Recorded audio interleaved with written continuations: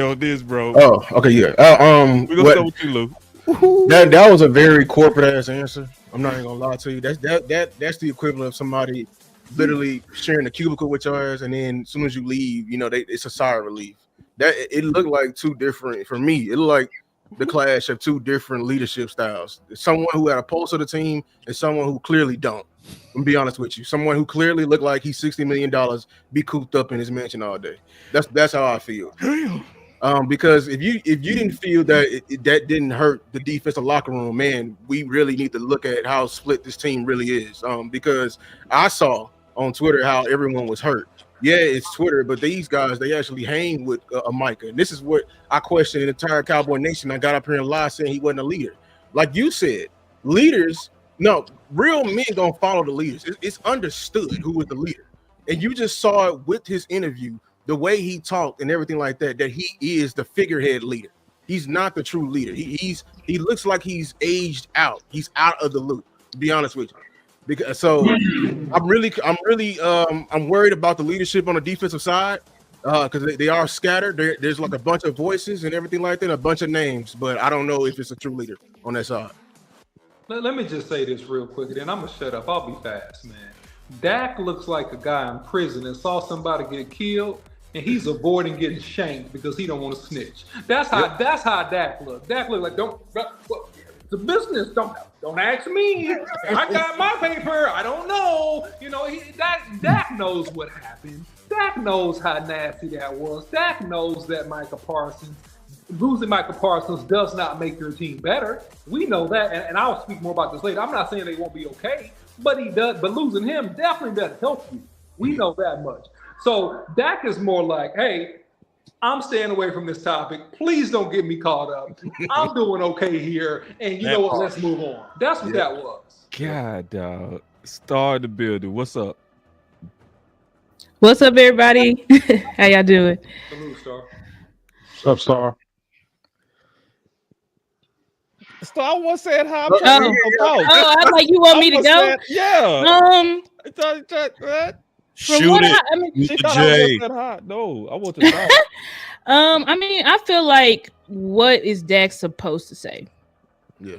Like, I don't agree with Lou's take, but y'all know Dak's my guy, so I'm never gonna think that like Dak has some type of malicious intent because Dak's, openly and publicly said he wanted Micah on his team. He openly and publicly said Micah was doing the right thing for sitting out. So, and he was the only one who said that. CD didn't say that. None of the people who changed their profile pics didn't say that. Dak's the only one who said Micah is doing the right thing for sitting out because he cannot afford to play because if he gets hurt, that could mess up his entire career and his money. So I don't agree that, basically he don't know what's going on. I think he's just trying to do what everybody's trying to do. Did y'all see Osa interview? Osa did the same thing. Osa said we can't even think about that. That's Micah's boy. And he's like, honestly, it happened so fast. We didn't expect it, but it's Philly week. Like, what can we do about it? And I feel like that's how all the players feel. Like, what can we do? This is effed up. We don't agree with what happened, but I think everybody's just trying to keep a stonewall face and not be like, the locker room is in disarray. Everybody's sad. We don't know what we're going to do. Like, because at the same time, as a leader, when you look to your leader for strength. So if Dak's like, locker room, we're just distraught. We feel terrible. Like, everybody, like, how is that going to reflect? Like, okay, so you scared, you worried about. It's like everything that Dak do is he damned if he do, he damned if he don't. Like, everything that he does is always twisted some way. Like, even with people talking about he had a problem with the podcast, Dak never said shit about Micah podcast. Malik Hooker did. Yeah. Dak never spoke about Micah podcast, but people use Dak's they use Dak's name for buzzwords because they know people don't fuck with Dak. They think he's PC Dak and he don't hang with the guys and he don't know this and that. So I feel like any time people have a chance to like say Dak is an issue, that's just what it is. But that's my take on his response on that. So real quick, I didn't like the body language. I didn't. the body language looked bad. I'm real big on body language, almost like a smirk, but it's hard to interpret it. Is it a smirk like, man, y'all soft, we men? You know what I mean? We moving on. Is it one of those, or is it one of those? I ain't really like it. You see what I'm saying? But it did. The look was like it did. You know, but sometimes, and we talked about this in the game of football. Sometimes you got to step over a guy and say, "What's the next play?" It's hard to read. Was it that, or was it? Man, I ain't like Micah. You know what I mean? It had a smell of I didn't like him. That's what that looked like to me. Yeah. Just if I'm just kind of, reading it, and I'm gonna be as honest as possible when I'm kind of peeping it, like he's sitting there kind of like when they asking him about the locker room, he's like, man, we still playing ping pong and stuff like that. Like and it's almost like it's a happy medium you gotta walk with that to me. You know what I mean? It's like I respect them, hey, but we got some games to play. We love them, but it was none of that. It was like almost no empathy in that. So I smell a split. I ain't gonna lie. I smell a little bit of a leadership split. And that's my take on it, just being honest. Big, I want to ask you, are we better?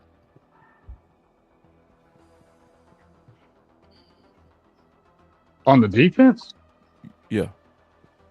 I'm not gonna say we better because you had a guy that I just happened to look at the Phillies offensive lineman, not Lane Johnson, but the other tackle, and they were asking his thoughts about it. He said he thought it was crazy.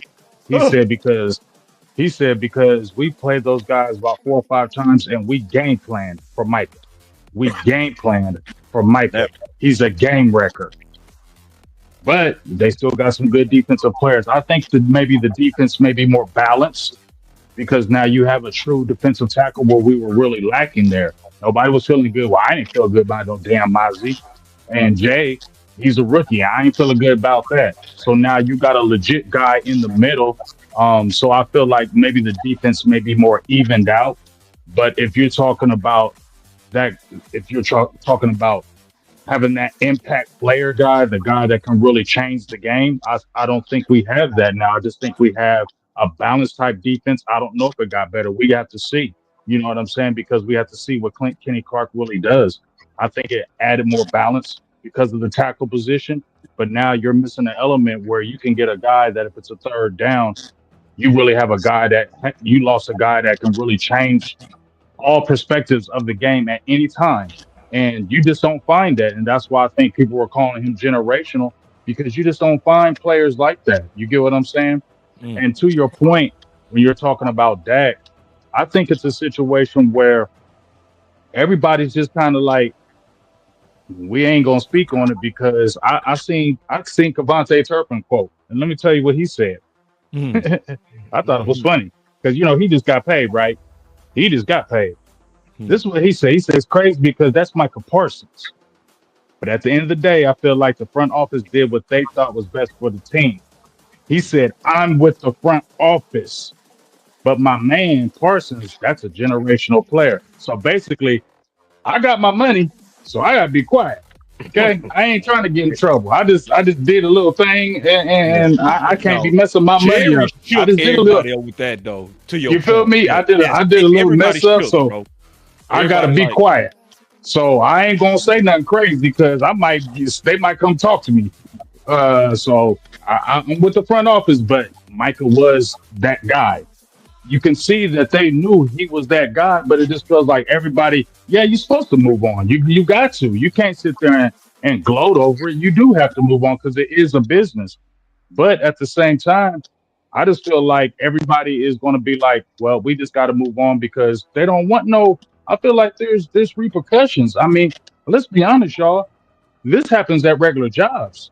Okay, you can be at a job, okay, and you may not like what's going on. You may be very productive, most productive person at your job. You may want to say you want to get a raise, but you might be nervous to get that raise because if I speak out or if I say something like this, I might get fired. So I got to be quiet. I got to toe the line. You get what I'm saying? That's what it feels like in Dallas. You don't speak up, you're going to get your money. Deron Bland said, I'm surprised I got paid. Jake Ferguson, I'm surprised I got paid. Yeah, you surprised you got paid? Because I feel like that was spitefulness. When Micah started saying something, all of a sudden Jake Ferguson got paid on an injury-plagued season. All of a sudden, Micah's out. Now Blank is paid on an injury-plagued season. Jerry Jones is the one that brought up them injuries with Micah, and that's where he felt some kind of way. But you just paid two players that had injury-plagued seasons last year, and you're going off to 2023. When this man was the first time he ever had an injury in his first year, and that's what you bring up. But you pay guys who had an injury marred season. So I just feel like it's spitefulness of, see, stay quiet, you get paid. You get out of line, you talk back to us, you're gonna be gone. I don't like that theory. So, question for you, Big Time, and then Angry. We gonna go ahead and hit the topic of his Micah generation and move off of it. Big Time and Am, I'm gonna ask y'all both the same question.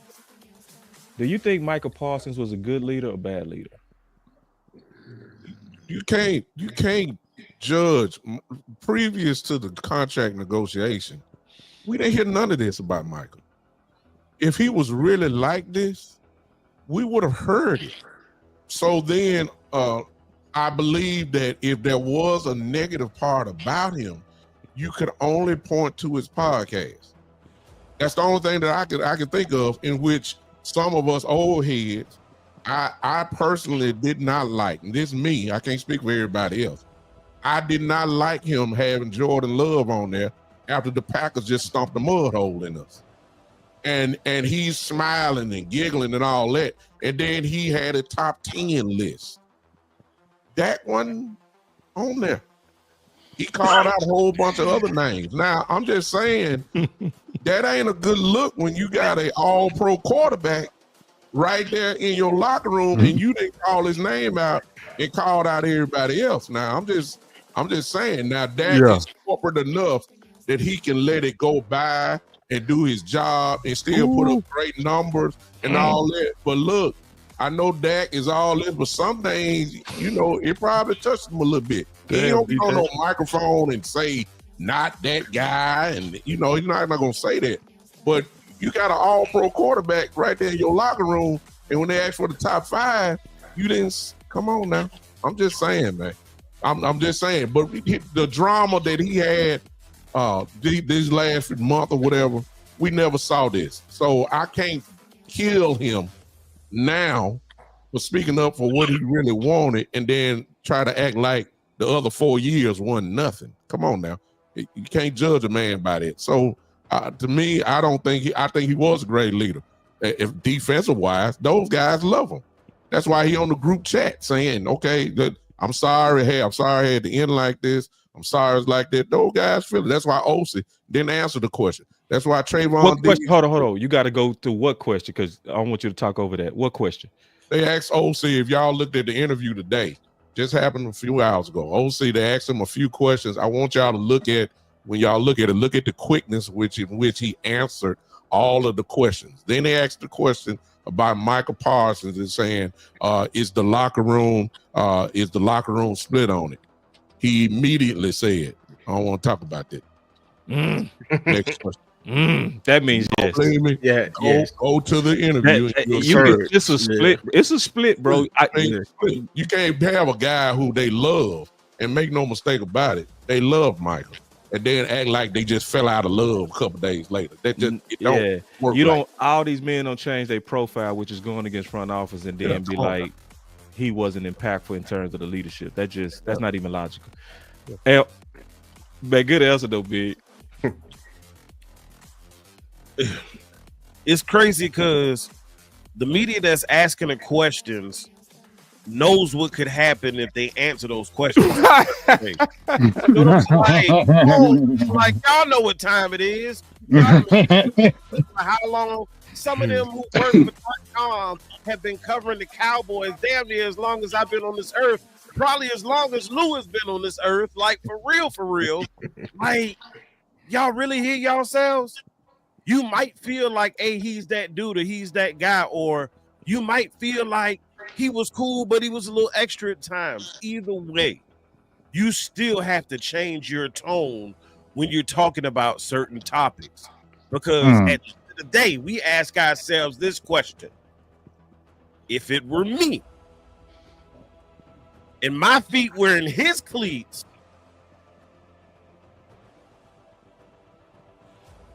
would I open my mouth and say something against management? Exactly. If it's dependent upon my paycheck and how I'm gonna feel my family, But yeah, you else, might they want did. to. They You might did want though. it to. They But really L- didn't though. The boss, When they really changed their didn't. profile, that's That's going not. against That's front not. office. That. That's I saying don't I'm with believe No, that. boss. That's I not don't. the I same. don't believe that, boss. That's when they not trying going to get. against They it. ain't did that with No, that's nobody else. not. That's not, boss. Because changing That's your profile, that's changing totally your lie. profile, That's just that's saying I support changing your Mike. profile. They just said I support, Listen. but you supporting them in what? No, Get this listen, bag against front listen, office. You want him to boss, get paid. boss, Right. boss. We're going against Changing. front Hold office. up, boss. You Changing want your profile picture, and then you actually coming out and saying in public is two different things, and you No, know that. that's different. I and can do change know my that, profile. but I'm just saying you are sending the message that Jerry and them does. Man, I don't think that ain't a strong message to me. It's That's not a safe strong, but message. It's It's safe. safe. It's a safe, yeah. It's It's a safe. safe strike. It's a silent strike. You ain't gonna go out there and be like, let put the microphone. No, put the microphone in their face and be like, man, that's messed up what they did to Micah. They ain't saying that. No, they ain't gonna say that. They ain't gonna say that. Okay, But that's but the stuff like no comment to Big Point when they ask him, "Hey, is the locker room no comment?" That's saying it. It's quiet quitting, right? Ain't it quiet quitting? I Y'all know don't what think quiet it's quitting is? necessarily But saying it. it's quiet storm. You know, like the No, I'm just saying you mentally checked out. When your boss is really, that's quiet quitting. You quit in your mind before you actually quit. Oh, I see what you're saying. You Like- can't answer every question, and then at this question you go to total different route. You I think answer every other I question. would say it like this, and then I would start passing it again because I like that we started debating this a little bit. Schultz actually spoke out about Amar. Y'all remember that? He did. He actually spoke out. So he was like, "No, we are not better without Amar." He said that, you know. So and he was shortly gone after that. But at the same time, did we hear Suzu dog? exactly. Oh, he was on the squad. No, he said it's Suzu after his ass was gone. He was shortly gone after that. They all talk after they leave because they know if they talk while they're there, you gonna get chastised. Hey, So Big, you better stay don't. quiet. You don't. You better keep your mouth quiet. You got to keep your mouth quiet in Dallas, and we all know that. Be quiet We now. all know you have to keep your mouth quiet in Dallas because if you don't, there's going to be repercussions to you. They are very selective in their words because they know Jerry and them are listening, and that's the truth. He ain't lying. I told you they try not to get shanked. Everybody just try not to get shanked. Hey man, Yeah, I they didn't see just say- nothing. they I just- didn't hear nothing. I don't know nothing. They just buck broke. They buck broke Dallas, bro. Nothing. So They did buck broke if him, yeah. anybody understood buck breaking, Yeah. it was a term that they literally did where they went to the strongest, biggest slave and they publicly raped him in front of everybody to make all the other slaves submissive. So we not necessarily calling Jerry and them slave owners. It has though the same effect though. When you go after the biggest, baddest dude, Boss, just got that what? everybody go get that message. That's just what it is. It's gonna be a natural message that everybody go get that these dudes is willing to shank any of us if they shanked him. It's just what it is. So so now we go get to a fun debate where people may see this different. And then we done with Micah. Hopefully until we see him again in Green Bay, if that's okay with y'all. This will be a fun debate. We're gonna move to straight football. Is Michael generational angry? Listen, first and foremost, I want to say this, that I think Micah Parsons is a great talent. He is an elite talent. I want to say that. But also, dealing from the front office's point of view, is Micah Parsons a great leader? Yes, he's a great leader until the contract situation happened. And then when does that great leader turn from Anakin Skywalker to Darth Vader? When does he start tainting the locker room? You know what I'm saying? So he can be great, but Micah Parsons' words are even more powerful. You see how he has Trayvon Diggs. So do you want a whole team of people revolting, of bucking the system in Dallas? No, you get rid of them. But as far as the whole generational talent, you know, I'm a literal type of person. And, you know, generational talent is the rarest of the rare. And my thing is this, I feel like we use it very loosely. You know what I'm saying? I'm not taking anything away from Micah Parsons by taking a generational talent. And I have called him this, but when I called him this in the past, I'm like, you know, and I keep hearing people generational about different players. It's like, how do we have so many generational talents in the NFL at one time? You know, that's my question. And let's say like Micah Parsons right now, is he a Hall of Famer? Or is he on a path? Is he on a trajectory to the Hall of Fame? Extreme fast trajectory, straight. He definitely is. He's definitely on a Jack Martin, like insane. He actually like got more Pro Bowls. I mean, all pros and defensive rookie of the year. But I don't mean to cut you off. I want you to finish, and then I'm gonna pass to the OC and ask the same question. All right, so he is on a quick trajectory. Beeline, straight. Isn't he on a beeline to being generational? Because there's a lot of talent out there that were deemed generational after their career ended. I mean, some people in the middle of the career, like once Tom Brady had like 5 Super Bowls, there was no denying that he was the GOAT, you know. But I guess my main thing is like when I think of generational, and my definition of generational may be skewed, but when I think of generational, I think of somebody that has changed, that has completely transformed the game as we know it. You know, like a Michael Jordan, you know, just like a Steph Curry, you know, people like that. And I guess right now, I don't think the Dallas Cowboys as an organization and as coaches were able to unlock everything that Micah Parsons could have done to show that he was generational. We see him as a great pass rusher. He has more in the tank. He has more in the bag. Is he generational, OC? Absolutely, he's generational. Micah Parsons played here for 4 years and had over 50 sacks. He's averaged roughly 13 sacks a season, and he got 12 sacks last year, I believe, while missing, I believe, was it 6 games? 4. He missed 4. Missed 4 games. He still had 12 sacks. He's a guy that if you look at, and I'm not into stats for the sake of quoting stats, but I'm looking at his win rush percentage. He had the highest win rush percentage, statistically speaking, over the past couple years in the NFL. He's an absolute game record. In terms of his ability, he will be at 100 sacks barring injury by the time he gets to year 8. So 100 sacks is kind of like the bar for Hall of Fame players, like upper end Hall of Fame players. He'll be at 100 plus sacks by season 8, unless he has some injury where he misses significant time. That is extremely rare. Speed, size, combination, ability to make plays, athletic ability. Yes, the dude is generational. To me, it's no doubt about that. Yeah, the term generational for your anger, it's basically a archetype we have never seen before. It's once in a lifetime. LeBron is generational. You don't see 6'8" guys moving that fast, being able. Michael Jordan is generation. You know, that's generation. Michael Parsons is also generational. I don't know what y'all people are doing.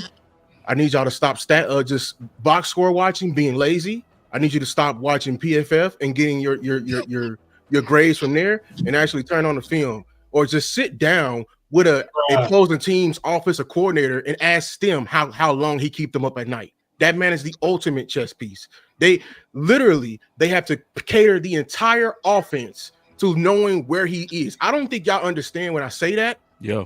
Protections is set his way. The passing game is set that way. We have to literally know where he's at, because he can rush from any side. So take that defensive end, that lazy characterization, that shit is lazy. He can also rush from depth. He can rush. He can be the weak side, strong side, Mike. Like, he can rush from all over, and he can cover. We misuse him. He's a true queen on the chessboard. He's a true queen on a chessboard. Yes, we have never seen something like that ever before. If y'all naming me names that are defensive ends that can mainly rush. Y'all only categorize sacks and tackles, pressures. This man had the highest, him with Myles Garrett, who was a bona fide defensive end, had the highest percentage of being doubled and having pressures. That means this man is seeing double teams the entire game. He is a generational player. Period. I think, to be fair to Angry, I think he said it right. It depends on your definition. So the way that I judge generational is like you, Lou. Something that's rare, something you see once every 30 years, something you see once every 20 years, like a Dion. Like, you not gonna see another Dion to maybe another 10 years, bro. You know what I'm saying? You ain't gonna see another Bo Jackson to maybe another 20 more years before he pops out. We don't know where he coming from, but these people are just rare. So if y'all can tell me another athlete, if you can tell me in the last 50 years what players could have been drafted in the top 10 in two positions, if you can tell me that and say that's not generational, you know, because I'm judging it as rare. Now, the way Angry, to be fair with him, the way he judging it is accomplishment.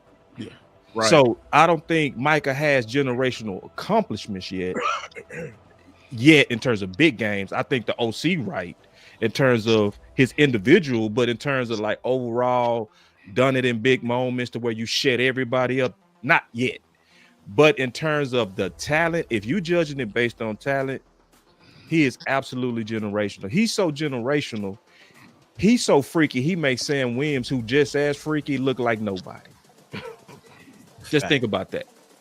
Like, think about that. Sam Williams, 260, run a 4.4. We don't care about him because Michael was on the field. Like, real talk. So, versus Gunner. He had that dude at Gunner. Now that Micah gone, he doing workouts. I'm ready to take the mountain. If you come on, bro. Micah had you on the bench. And then it's the fact that tell me another person that could play linebacker on any one of the linebackers playing the A gap, play all over the whole line of scrimmage. How? Tell me anybody else in the whole NFL that's doing that in the last 30 years. Give me 30 years. You got to go back to LT to see that. You got to go back to Charles Haley to see somebody going all the way up and down that line of scrimmage. You ain't gonna be able to name nobody else. Hey, So, when it comes to rare generational accomplishment, I agree with Angry. I'm gonna kill mine real quick. I heard motherfuckers saying they made whole. Okay, make another hole. Well, shit, make another Micah then. Ooh. I'm done. Dope. All right, so let's get to Philly, man. We ain't heard from you in the Wild Star. And then for all the people that's in there, when we gonna talk about Philly? Listen, y'all got, let me tell y'all something. I understand a lot of people sick of Micah, so they hate hearing about Micah. You gotta understand it's a lot of people that got all kind of sides on this.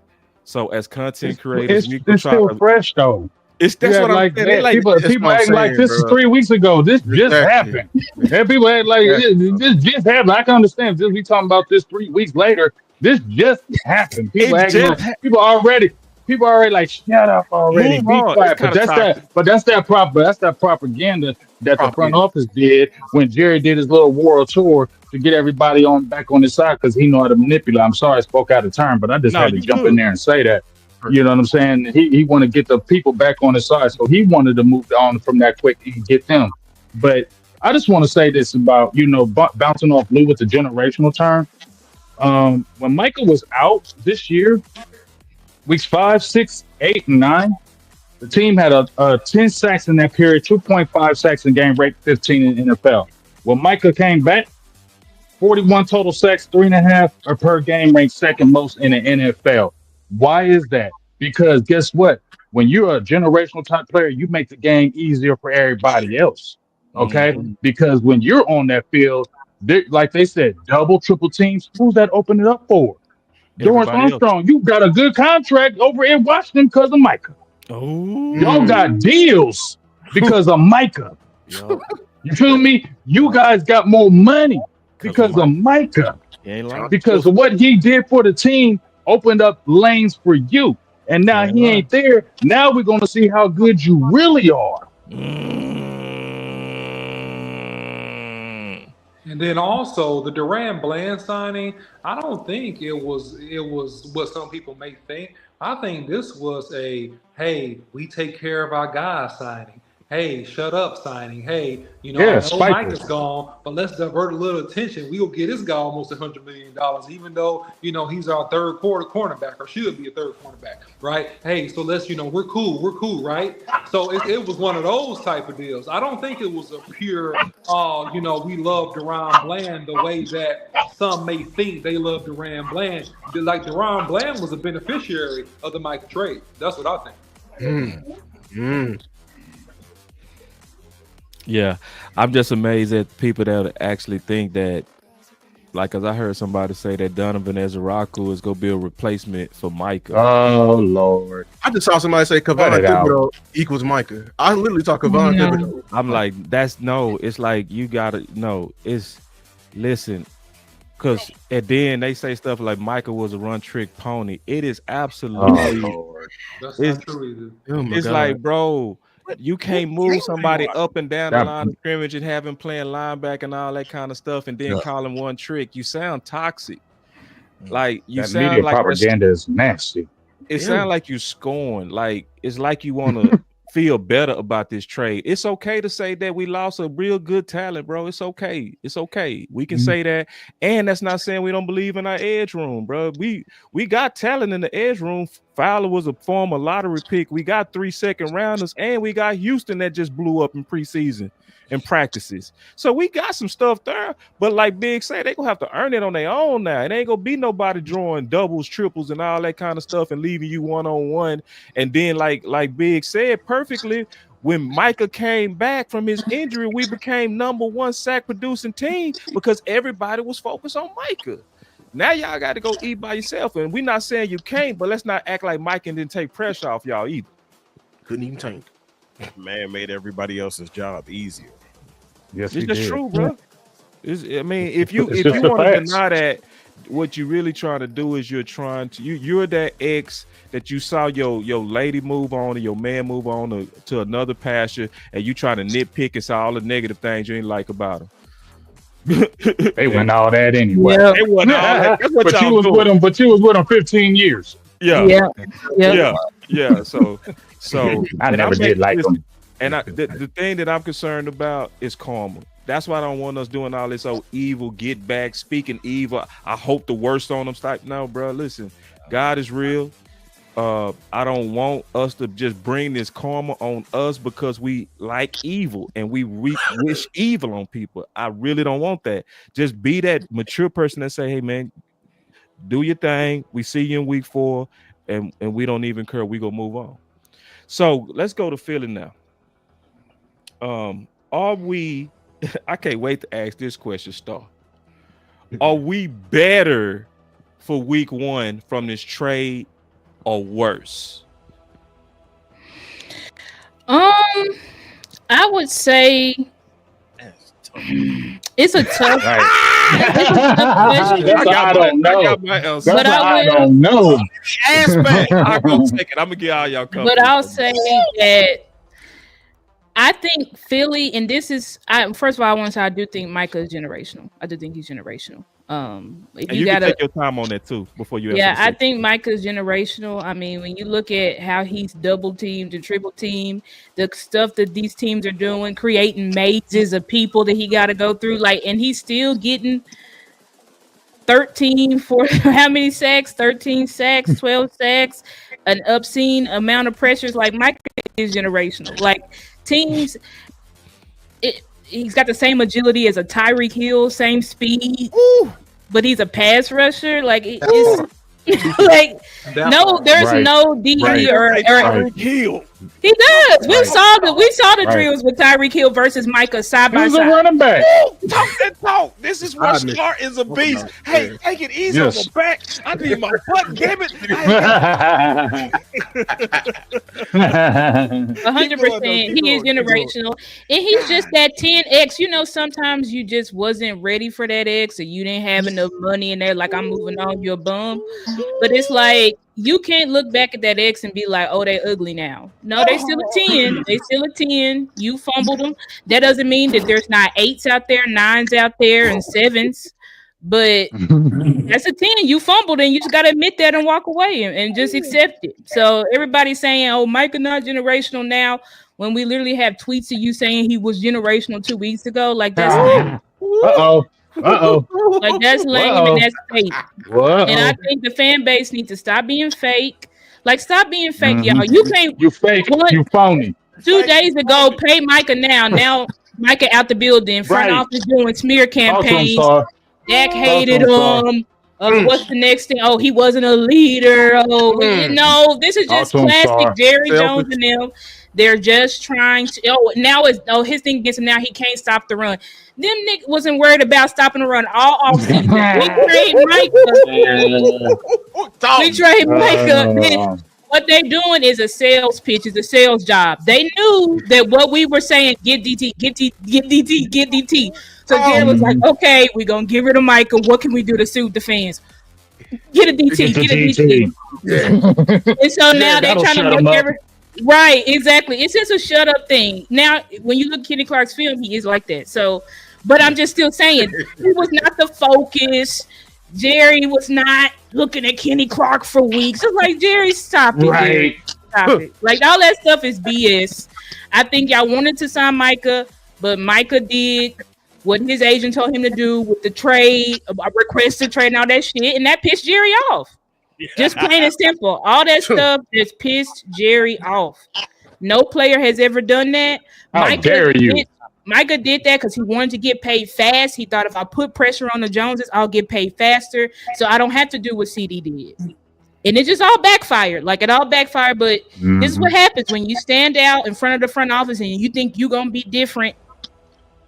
You're gonna get your ass out of here. That's just how it is. Get your ass out of here. Okay, Star. Then we go. Okay, moving on Philly. Sorry. Yeah. Okay, with Philly, are we better from the trade? Okay, one, and that's a specific question. Yes, for week one. I'll be concise now because we got a lot of people. Let's be concise on these answers. For week one, I would say y'all gonna probably be like, "What?" But I feel like yes, because I feel like Philly had figured out how to limit Micah. The past couple times that we played them, I feel like they pretty much had it figured out on how can we limit him. Now, if we were going to actually play him at linebacker this year, maybe that looks different. But considering that he missed all training camp, I don't think that was going to happen. I think he was just going to play edge like he's been for the past 2 seasons. I think Philly, we have a stronger D line now. Like we have a way stronger D line, and I feel like that is something where Philly will look at that as like, damn, you know what I'm saying? Because they figured out Micah, but now you have a game-wrecking DT in the middle. We have not had that in years. So years. And Philly's offensive line is not good. Howie is scrambling. They cut Kenyon Green. Then they just signed him back to the active roster. Dickerson is hurt. I mean, they have so many problems. So I do feel like, yes, we are better for Philly now. Okay. Versus Philly, yes. Philly. Now in the future, because I'm asking for Philly and asking for the season. OC, then big time. Are we better for week one from the trade?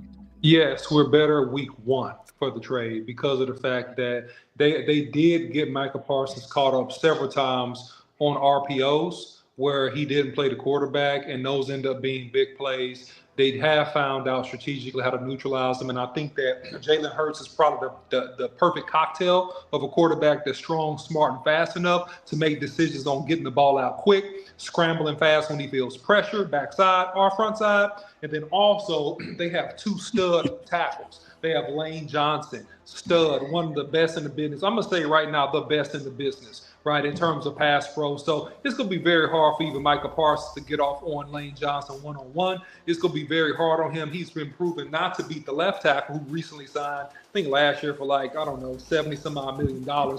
He had a hard time, ex-rugby player, big old guy. I forget his name.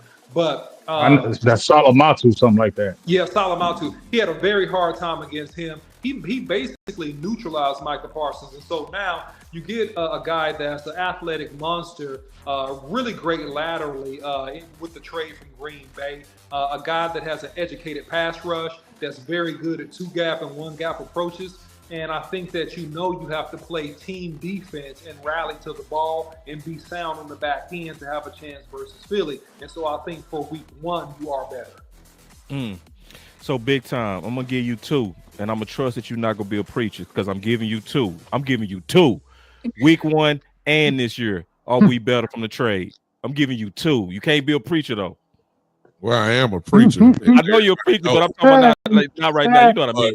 But I can answer those 2 questions with the same answer. Okay. Week 1, I can make it very simple. Our starting D tackles was what, OC or either Solomon or OC. OC. Well, I'm just saying mean OC. Osa? Osa, I'm sorry. Okay. Because we said OC earlier. I was like, OC? Wait. Osa, Nah, I ain't starting or that. Solomon. See, you been a preacher. Wait a minute. Them OC, pronunciations. Them pronunciations is Wait, preaching. I'm sorry. Michael. Osa. OC. I'm 52 years old. Man. I'm 52 years old. Y'all leave me alone. I 52 should have years old. gave you one. I messed up. I should have gave you No, one. You ain't no, even For this game here, Osa or Solomon Thomas or Osa or Mozzie Smith, I'm more comfortable with Osa and now Kenny Clark. That's better. That's an upgrade. for week 1. Yeah. Okay, so then for the And season. for the year, same thing. We're Okay. better. Mozzie now can just play football. The expectation that he had shifts now to Kenny Clark. Mm. There's high expectations that Kenny Clark gonna come in and immediately fix this. Mozzie now just becomes a rotational guy. He can play. He just flat out play. Nobody's looking for Mozzie to do all this type of stuff. So Kenny Clark's appearance has made the front line, the D line, better. Just his appearance, rather than him not being here. And we had to go through the same movie that we've seen for the last 3-4 years. No matter what, to go back to it, Micah is a generational talent. However, we saw what he was against the run, whether it's because of double teams, RPOs, or whatever. I think we're more better suited now on the defensive line, at least for week 1 and the regular season, rather than him being here on the against the run. Nobody want to say this. He's not generational, but everything else he is generational. Yeah. It's no question No, about it. that's fair. That's fair. So, Lou, week 1, are we better from the trade? And I'm gonna give you 2 and trust you gonna be concise. Yeah, I think we're a better overall team. We're dynamically different. Teams can play us dynamically different now, and I think it's better for the players around us. Because my main gripe with the Cowboys, we have too much of the superhero effect, and it makes everybody else weaker because they always look to the stars to make a play. Now it's time for you to make a play. You step up. Good Yes, answer. Like Good answer. Donovan Wilson, you try to be a superhero? No, you need to fill the A gap when it's time to fill the A gap. Nothing in between, because we all need to do our job in order for all of this to work. I really love the DT room. That's going to make us a lot better, especially versus the run. If we better versus the run anyway, I think we're going to be a better defense. We're going to be a better built defense for any team.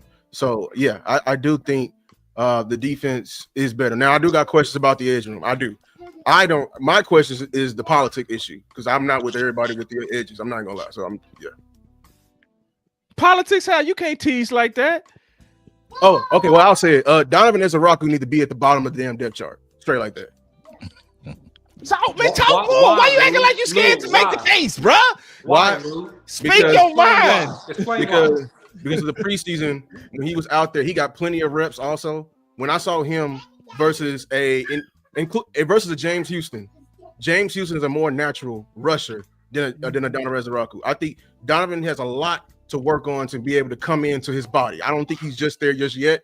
People want to they say, oh, the coaches told him to do certain moves, everything like that. That's bull. That's bull. Like, I'm sorry, that's Who bull. does that? You need to be repping. Who tells you to take plays off? No, yeah, I'm Where not. do they do that? Yeah, like Some people were saying that out there in them streets. they were. So I just feel like he's Yeah. just not ready yet. He just needs to come into his body a little bit more. Whether I think the rotation should be. I mean, Dante should be your number one. Sam, I don't. Sam can go out there, but I'm looking at Nealon as more of a, and then Yes. I need if you're gonna have your NASCAR package, I'm sorry, Ezra-Raku don't need to be out there. I'd rather have James Houston out there than Ezra-Raku. Yeah. James Houston is a natural pass rusher right now. We saw him baseline, him versus Ezra-Raku. I don't want to hear nothing he did in college. It's no more projection. The bullets were flying in preseason, and he was going against the same fifth string tackles, and he was struggling. He was struggling. And James Houston he was putting pressure on folks. So that's just me. Man, I'm So so quick glad. question I for hated Lou that we again. had to pull that out of you, man. Next time, speak your mind, bro. You Yeah. be the said keep killer it that concise. you are You said- every day. Why you come over here and you just pull You up said your keep weapon? it concise. That's I'm what I was you're doing. right, you're right. I'm gonna pull some more out of him right now. Hold on, Lou. So I'm liking this. Sam Williams, Lou. So do you think that Sam, and I have my own answers for all these questions, but I'm pulling this out of you because you got the gift on you. All right. So look, how does Sam Williams contribute this season? Is he a 8-sack guy for the Cowboys this year? I don't think Sam Williams is a great pass rusher. I'm not high on him as everyone else. His mechanics is very, very wonky. Awkward. He relies on He's not disciplined. he tries to play like Micah, but Micah is more athletically gifted to do so he can get away with a lot of things. So you're not Micah. You need to be more you know what I'm saying? You need to be more gifted in your rush. I like a Nealon more than Sam Williams because I know Nealon is at least gonna press the tackle and stay consistent in his rush lane. Especially, see, I'm gonna get heated right I'm gonna now. say the gift on you. Isn't that discipline though, Lou? Isn't that the discipline? It's discipline and technique. That's my message to the entire D line. I'm gonna be cussing at the screen if y'all are once again in like undisciplined in y'all rush lanes versus a clear dual threat quarterback. I'm gonna be honest with y'all, because that's football 1-on-1. We press the pocket in and make him escape out the back door. Stop. Yep. Oh, and I'm talking to you, Osa, too. Stay disciplined in your rush lane. That's everybody. Yep. That's trying to flip your hips too much, so get off of that, bro. Always trying to flip your hips. Bro, you don't need to flip your hips every rep. You don't need to do that because then that gets you out of position. But go ahead. I'm sorry. And in this game, real quickly, you better be disciplined. It's just that simple. In That this part. particular game, you That better part. be disciplined. So I'm gonna I'm say- asking. Go ahead, Amp. I'm gonna go ahead and say that for week 1, yes, we are better. And the reason we're better is because your DT shelf life, your one tech shelf life has now been extended. Mm-hmm. The depth has been increased. So now Clark pushes. Y'all listen to Voch. You heard him talking about pushing and building the roster down. We finally did it in a position That's right. instead of trying to push the guys Okay, up. you got to kind of slow that down and explain Okay, what okay. Vosh says with that because people go miss it. Kind of slow that down a little bit. So when roster building, right? The Cowboys for a long time would have a guy in a position who, they're pretty comfortable with, they like, but hadn't quite lived up to the height that they should have. Right. So they'll get a So they'll bad get guy A bad guy, and they will to push make that the other okay guy go look up. better. Right. Right. And so he was saying what Philly does is they get a good guy to push the okay guy down. And that's what actually happened in the D tackle room, is what Vosh Correct. said. Yep. Mhm.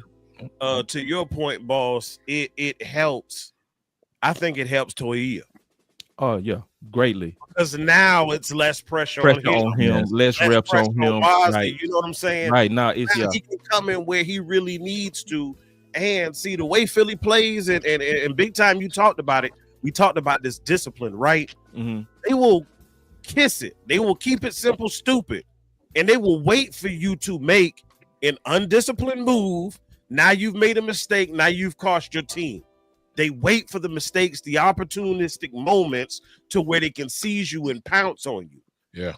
I think we're better because a lot of times Micah gambled. My boy say Vosh be This gotta be disciplined. My boy say Vosh be wrong all the time. I think all of us are wrong sometime. Okay, just to say that straight up. And he was definitely right on Philly versus Dallas. He was right on that. The pattern. So I'm gonna answer this question, and then I'm gonna answer my final question. We gonna get up out of here. We did pretty good, man. Everybody did good. I like everybody was concise, man. Y'all was smooth today.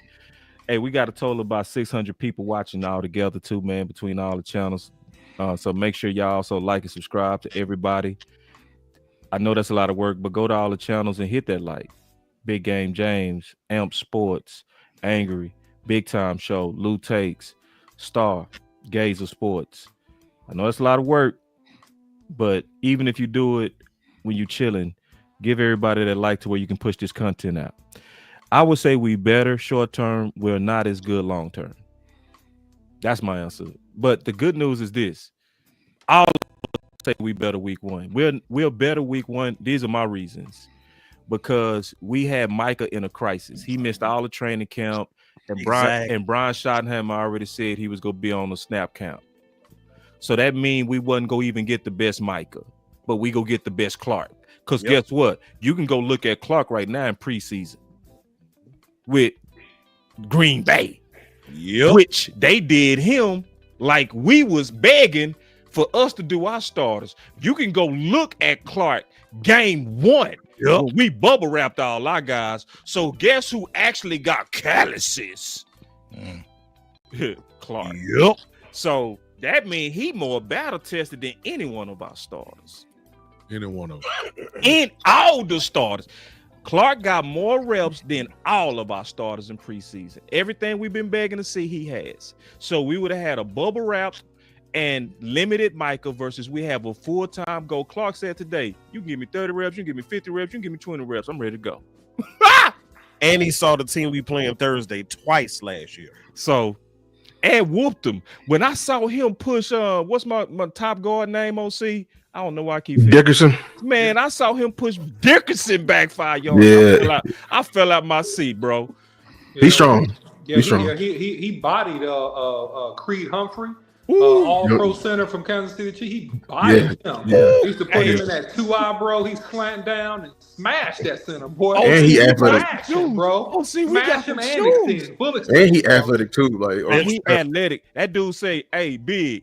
He Great say, lateral I moves. played a 3 and I played a 1. And Hey, you Cowboy. can tell the times he struggled last year was obviously because he was favoring. He had a. So I went and researched. There was a bunion and Broken bone. toe. Yeah, he had a foot injury.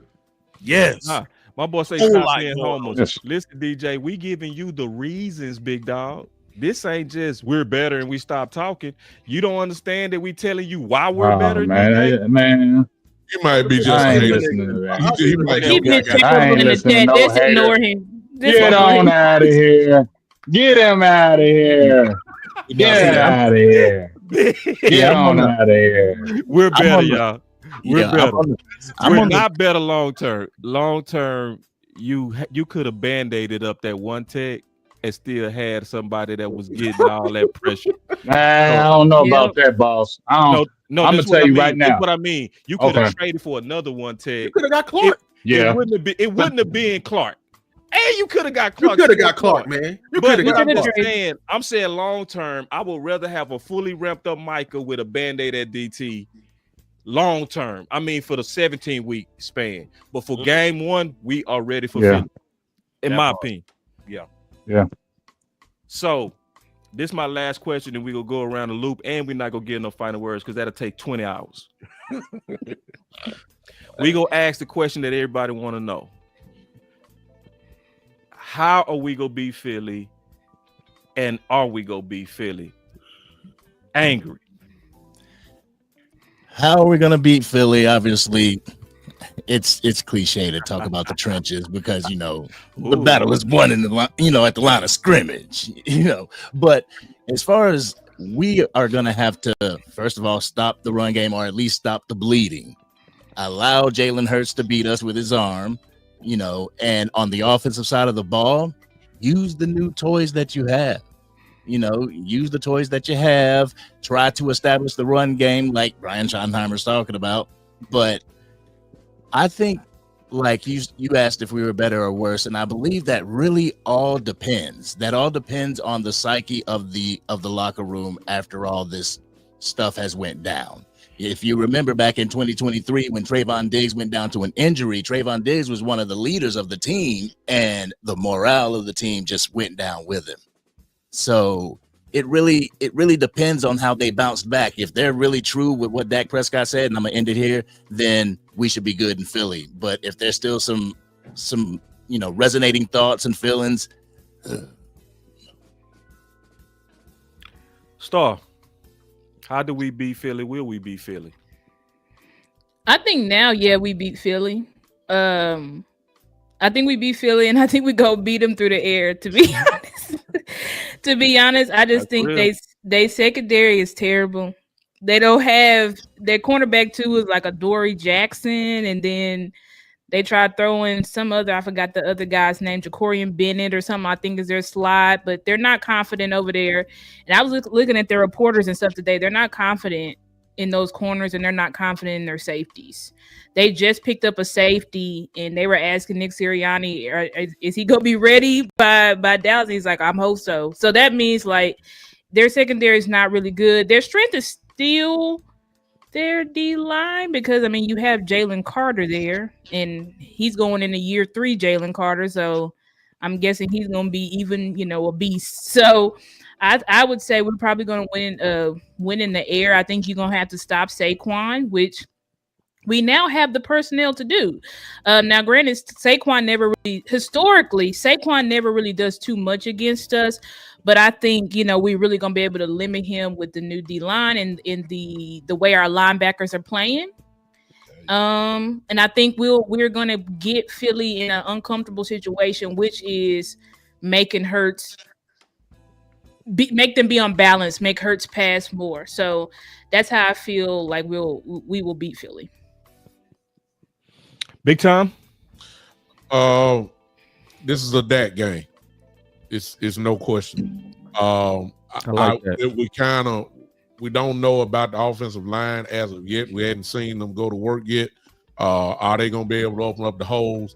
The strength of Philly's defense, as Star just said so eloquently, it is their front seven. That is their strength. We don't know if our offensive line is our strength yet. We got to see it first. But I'll have no question at all that the secondary of the Philadelphia Eagles is not good. And I look at what we have, it is a pure Dak game. Defensively, I believe in our linebackers. I believe we're better suited because of the appearance of Clark here now. I believe we're better suited. Are we going to stop the run? I don't know. But I think we're better suited to. And I believe our linebackers will be good. One thing that we cannot do because of our secondary, I don't care about Bland signing. He deserves his money without a doubt. I'm good with that. But we do not want in any fashion to get it one-on-one with Devontae or AJ or whoever else they got or Goddard. I just feel like that if we can keep them in front of us, we're going to have a real good chance. In other words, make Jalen Hurts throw windows. As long as he get to throw jump balls and stuff, he's fine. But make Jalen Hurts, put him in the zone. I believe he gives us a chance to get our hands on the ball. He's a great athlete. He's a great runner of the football, but nobody has said that Jalen Hurts is a great thrower, pocket quarterback. That's what we got to turn him into. If we can do that, we got a real good shot. Big. I'm gonna go big time. Said a lot of things I was feeling. You feel me? Mm-hmm. The week where we played, remember the week when Dak had the injury and he came back, or was it 21? And we played Tampa Bay and he went crazy opening week 1 against Tom Brady. I feel like he got to have that type of game. Yeah, we may not want him to throw 50 passes, but this might be a 50 pass game. This is what I feel in my heart. He's gonna throw the ball a lot this game. And just like you said, you got to use them tools. You got George Pickens, man. You better use that, man. You better go crazy with that receiving core. Them 2 boys you just got, and use Kevontae Turpin too. That's a sneaky element. Please use that sneaky element because that's a little speed element that we have, and I want them to be able to use him. So I feel like it's got to be a Dak game. Also, honestly, I think our offensive line would be good, but I am worried about them because they got no reps in the preseason, and you're going against a very good defensive line. I do not like that at all. I did not like that because you're putting a lot of pressure on them young boys. That's one of the youngest offensive lines in the game right now. So that has me a little worried. As far as us winning, I can't say that. I don't really have that feeling. I feel like it might be a shootout type game. We'll see because I'm worried about our cornerbacks. I know we got Kenny Clark, but guys still along the line still have not played together all in the preseason. So I'm like, what do we really have out here right now? So I'm that's why I'm in my head. So got to be a Dak game. use them receivers and get Devontae Turpin really involved in this game, and keep Jalen Hurts in the pocket like Big Time said. I feel like Saquon. I don't think Saquon goes off on us for some reason though. I just don't feel like he's going to have them games he had last year. But I feel like we have to watch out for the AJ Browns and the Devontae Smiths of the world. Amp.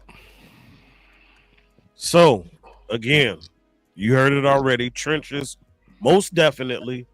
Gotta be physical. You gotta meet physicality with physicality. You gotta hit them in the mouth. If you hit Jalen Hurts, if you hit Saquon Barkley, you hit them in the mouth before they get an opportunity to get their confidence up in this game and win on first and second down. So you can have some favorable thirds. So you can keep that little funky ass tush push off the doggone field. You do that, you ended at the end with a chance to win. Hey, I just want to say one last thing. I apologize. Go. We cannot play from behind. Yeah. Don't go into Philly getting down early. Yeah, I agree with y'all gonna hate me, but I'm gonna go ahead and say it. The way you beat Philly is you trade for a running back one. Oh man, you chill out. We lose. You chill out. No. I would just sneakily want to bring up this campaign before I give my real answer. That was just crazy. Listen, we got a new campaign that we gonna be pushing. I was thinking at first, you know what? Let's see what these guys can do. And then I thought about it. I said, bro, you already know, bro. Come on, don't play no games. You know that if you go get Taylor, that's way better than what we got in that room. So, no, go get a real RB1. And I want to bring that up before I give my answer on how to beat Philly, because I feel like that's the last thing we need. I feel like the corner's on the way. The corner's coming, right? Mm-hmm. But if we want to really be like we trying to really win the whole thing, and I ain't talking about waiting to draft no dudes with them picks. Now, trade now. You said you might be willing to make a trade with one of them picks. I know, but I still want to put pressure on. I want to put that pressure on the bill. Because we've been getting everything we pressure. So I'm gonna keep pressure. You know what I mean? And Okay. Especially if these backs looking, I'm gonna be like, nah, bro, get us over the hump, bro. Put a real back behind that offensive line. Put somebody like like, imagine this. What if you got old boy out of New Orleans, Kamara? You can probably get him for a future third. You know what I'm saying? You can probably we ain't got a third. I'm saying future third. That's why I said future third. Oh, okay. You know what I'm saying? You can probably get it from future third, maybe a fourth. Because New Orleans is trying to rebuild that thing. They already trying to get picks and stuff like that. Exactly. So it's guys out there, and he would be good because he would be a rental RB1. You know what I'm saying? Foster coached him. Our current RB coach. He coached him. It's a perfect fit. That would be a rental RB1 that would make us contenders now. Now, how do you beat Philly? I definitely think defensive, you got to play discipline on defense. You got to stop the run together as a unit. It can't be no hero ball. That's one. Two, I definitely believe that we got to beat them with the element of surprise. Shotty, you've been saying you've been holding back your hand. It's time to see it. It's time to see it. Mm-hmm. I don't believe that it's an element of surprise because you had open practices. I'm just keeping it real. See, Lou felt me on that. You got open practices. So, like, anybody that's smart go send all their scouts every day and just copy everything. DallasCowboys.com. Boy. You showcased everything. So, the element of surprise. Sure. No, we showcase. Because you can't not vanilla. You can't not practice what you go do. Stop it. So you got to get them with the element of surprise. Mainly, and then this is a game where likely you're gonna have to put it on Dak, but I wouldn't want them to put it on Dak out the gate. I would want them to commit to running the ball at least the first 3 series to get them in a rhythm to, like Coach Marv would say, get that offensive line lathered up. I don't want them to start out gunning that thing. I really don't. Me too. Why not? I'm sorry, y'all. We got to punch. The only way to beat Philly, you do not beat Philly finesse. You got to punch them in the mouth. Yeah, that's what. Yeah, you have to. That's true. That's true. Like the Rams punched them in the mouth. New Orleans punch them in the mouth. You have to go and actually go punch. It's not your turn yet, Luke, because I'm saving you Yeah. for last. Oh Because man, I know you did a whole scouting report. That's exactly why I'm saying. Because I know you already dug into Philly deep. You are last, not now, my man. You know what I mean? So, Hey, real quick, I can digress. Shotty act like? Can Shotty show us why they kept Hunter Luke Key on the squad? please. I'm just saying. Or Schoonmaker. Please. so yeah. So listen, y'all. I mean this. We need to be trying to get that RB1. I mean that. I'm gonna be pushing that for the next months, all the way up to the trade deadline. But on my thoughts on beating Philly, it's gonna be the element of surprise. It's gonna be physicality and playing good team defense, and Dak having an amazing game. Not necessarily chunking it all day, but just being efficient with the football. Now with the element of surprise and everything, didn't the Cowboys have like open practices to the public, but also closed practices off from the public this offseason? Mm-hmm. And I mean, that's why the joint practices, were so vanilla and everything. And then once they turned back to the closed, they were ramping up their playbook. I would Like, hope so. I don't trust that, just being honest, because you trying to get a lot of people ready, in my opinion.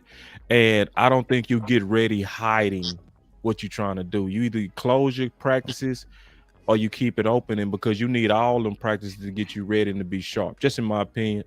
But and then you go have to work on your stuff. You have to work on your stuff, but y'all chose to have it open to the public. So yeah, people they gonna be scouting what you do. They gonna be scouting everything about you. Like if I was an owner, I would send all my scouts to that open practice, had them put on Dallas Cowboy gear, bring in a notepad, and take everything they doing and sneak in the camera. I would do all of that, right? And then I would have it fully broken down the next day and give it to my scouting team and say, let's break these boys down. Because see, Philly and all these teams are gonna do whatever they gotta do. They go Belichick all day to try to figure out what you could be doing. They not gonna walk in there totally blind. I promise you that.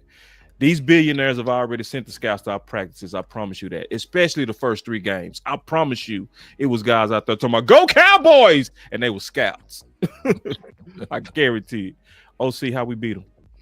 Man, I just think that the Cowboys are in a situation. You're going to play the Super Bowl championship team.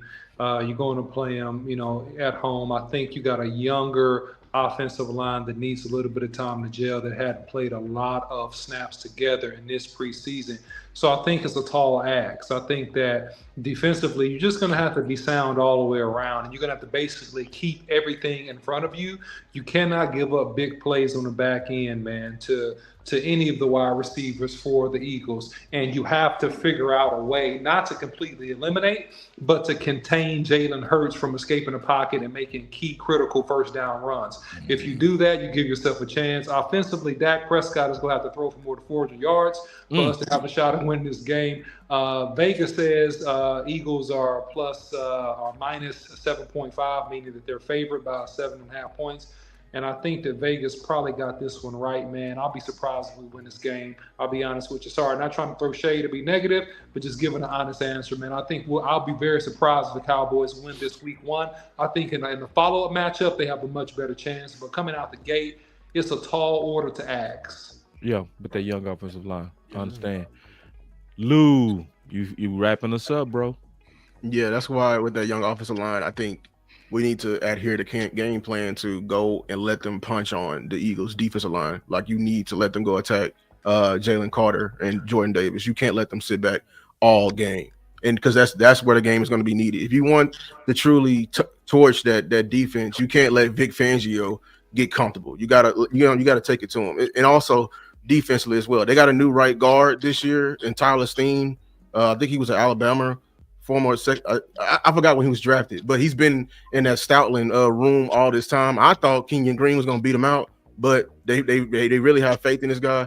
And Dickerson may not play, so that's why I need we need to go punch them in the mouth, and I need Eberflus to look at the personnel, see there's a new guard, and go send your pressures there, make him work. You know what I'm saying? Because we need to. Interior pressure is going to affect Jalen Hurts the most, and it's going to help your back end. Because I'm being confident about this team, but Our pass rushers is a question mark, and even our secondary is a question mark. Not the corners, the safeties. Yeah, because the Micah effect really hit them. Like I'm looking at you, Captain. What's his name? Donovan Wilson. I'm looking at you because I'm not even gonna lie to you. I'm nervous this week because you got Dallas Goedert and you got him all by yourself. So I think the only way we're gonna have to go and actually take the fight to Philly. I watched the games that they struggled the most, and it was the closest. It was the divisional round versus the Rams in New Orleans early on. Both them teams early, they punched them in the mouth. I'm talking about, they may got 15 yards on this play, but this linebacker came and cleaned they tight end out. Or when it was over the play, they may got a targeting call, but they over here trying to lay out AJ Brown. They took the fight to them because Eagles, they're bullies. So you got to go meet the bully head on. It's more of a mindset, in my opinion. You know what, though? Quick, I'm sorry, boss. This goes back to the similarity, because if we start off slow like we usually do in games like this, the question really becomes, I agree that we need to punch him in the mouth, but is Schottenheimer going to turn it to Kellen Moore? Like, are you going to quit if the score is 14-0? Like, I mean, when and what point do you change the game plan? So is the commitment going to be there to the running game? That's really my question. I don't know if he got the patience for it. Not when he got Pickens and Lamb out there. I just can't see him say, hey, we just gonna keep running. I just can't see it. Yeah, the commitment to the running game is all predicated if you get down early or not. There you go. Don't get down early, you can be committed to that running game. But if you fall behind in that first quarter by a couple touchdowns, then that game plan is going to change. And so therein lies the issue with that defense and how well and effective they are keeping things in front of them early in the game. Yeah. So yeah, man. So before we get out of here, everybody just say your channels and then we out. We start with you, Angry. We'll go around. All right. Angry Cowboys fan. You can find me on the Angry Cowboys fan on YouTube as well as X, TikTok, and Facebook. Appreciate all you guys, man. Thank you for hanging out with all of us tonight. Simply, I got it right above me. The Big Time Show on YouTube, the Big Time Show on Facebook, the Big Time Show on X or Twitter. Follow me there and hook up with us. We're gonna be out doing the big thing for us this year. Go Cowboys! Yeah. Okay. It's yours truly, Mr. Always Making Plays, representing AMP Sports. You can definitely catch me on all social media platforms. As I always say, good, better, best. Never let it rest until your good becomes your better and your better becomes your best. Yeah, Lou Takes, LOU.takes on Instagram, X, Facebook, and of course YouTube. You know who we do this for, the first blame, last congratulated. And also, Lou, man, great job, man. Enjoy listening to you, brother. So, man, salute. Yeah, he said a gift on you. Yeah, I'm man, gonna really go job. listen to your scouting breakdown, Great bro. job. I caught the end of you cooking, bro. It looked like get you better really and better. Getting better yeah. and better at what you do, man. Getting Yeah. better and better at what you Your do. numbers reflecting it, Great everything job. reflecting your effort in this space, bro. I love the work that you and Star putting in. Really do. I really do. I just a treasure. Both of y'all like super treasures, man. I love y'all. Real talk. And salute to Star too, for she gives shots out her channel, man. Doing a fantastic job, man. The depth is kind of like gumbo. You know, when you gumbo sit for like a second day and the gumbo tastes better the second day because That's Star. God, that's Star. The seasoning's got in it good, and that's that Star, man, with her content and the vibe she brings. She's doing a great job, and I know I didn't fault her a little bit on a couple things, but I want to. Oh, you whooped her. Yeah, I didn't whoop. I just Whooped the fought her. snot out of her on Team But I fight Trenches. everybody. Team Trenches. We whooped everybody, bro. We gave whoop ass on everybody. Excuse me. You do. I didn't mean to say whoop ass. Oh, no, Lou, you Star- lost to the Wave War. No, FYI. no, Star's doing a great job, though. Stop interrupting. Get a cut. Stop interrupting, man. Yeah, but Star's That's doing what a I'm great saying, job, like, man. Star's doing a great job, man, and just really enjoy listening and following her content, man. Ripple. She's underrated and really, really good at what she does, man. So salute to you, Star. But Thank Lou, you, did guys. you Lou. plugged your channel? Yeah. Okay. All right, my dog. All right.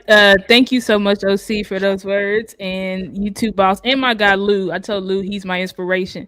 Lou started content after me, but he the one who started pushing me, started telling me what to do, all of this stuff to make my content pop better. So I appreciate that.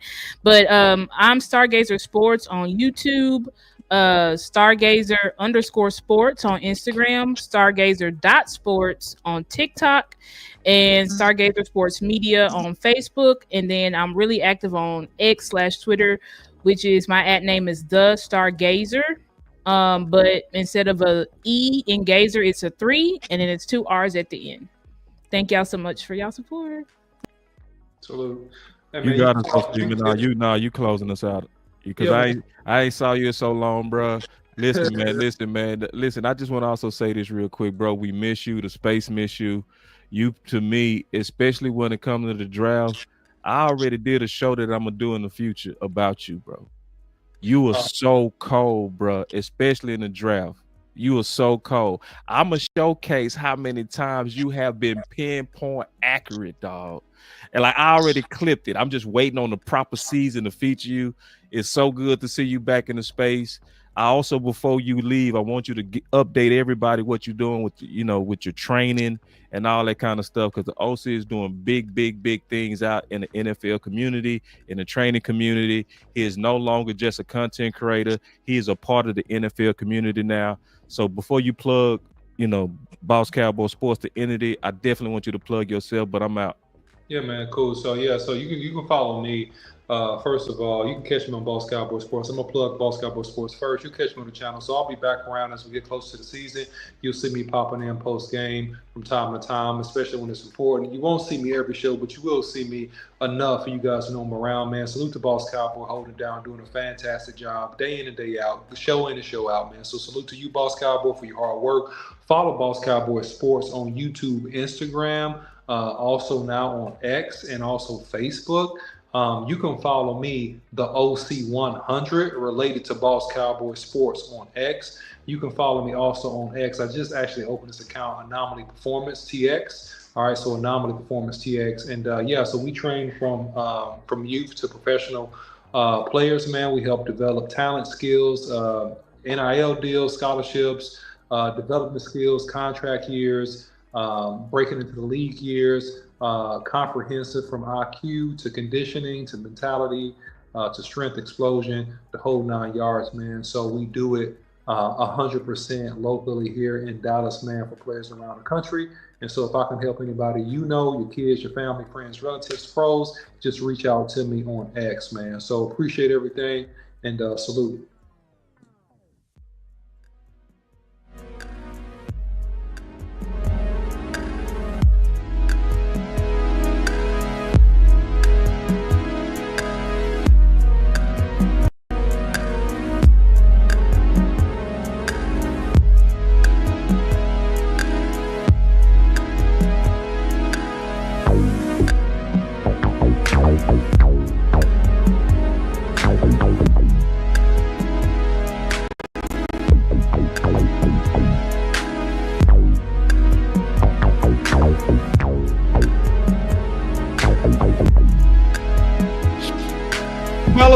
Fellas. Good show, man. Good show, man. Good show. So that was the kickoff show. It looked like we was holding about 600 all together for most of the show. We need to stop having them slow ramp downs, because every time we ramp down, that's when I ain't in the stream yet. Yeah. I was wondering. Now at the stream.